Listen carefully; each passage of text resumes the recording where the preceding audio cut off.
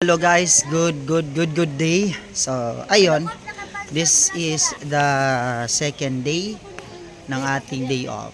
So, ayun, napagkasunduan namin pumunta sa Katara ngayon para naman makita natin ang view. Though, lagi naman akong actually nandito. Gusto ko lang ipakita ang view ng Katara for those who never visited this place. So yun, apakaganda po dito at sadyang marami tayong makikita. So mamaya, i-tour ko kayo sa mga iba't ibang sceneries dito sa Katara. Bye!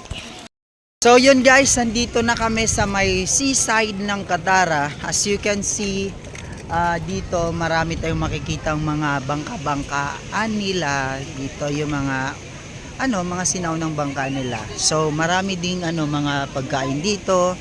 Maraming mga taong iba't ibang lahi andito na ngayon. Yung iba kasi mga tourist, kasi alam nyo naman by next year January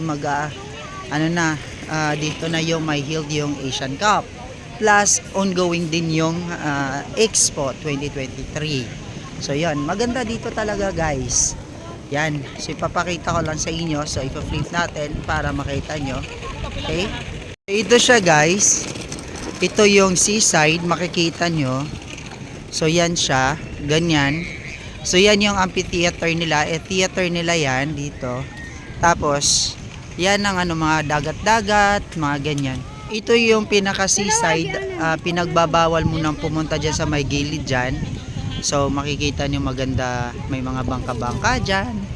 Ayan po yung mga lumang bangka-bangkaan nila. But that bangka is still working naman. Yun, medyo malayo-layo ang nilakad. At sa aking likuran yan ang St. Regis Hotel. 7-star hotel yan, if I'm not mistaken. Basta ang ganda ng hotel na yan. Tapos, ayan, dyan sa likod meron siyang area kung saan pwede kayo mag-swimming, pero may bayad. Walang libre dyan ha, may bayad. Pero napakaganda ng area na to. Tapos, dito naman, makikita nyo mga tindahan yan, mga restaurants, mga fine dining. Oo, maganda talaga dito sa may Katara area. So, bisita na kayo dito. Bye-bye!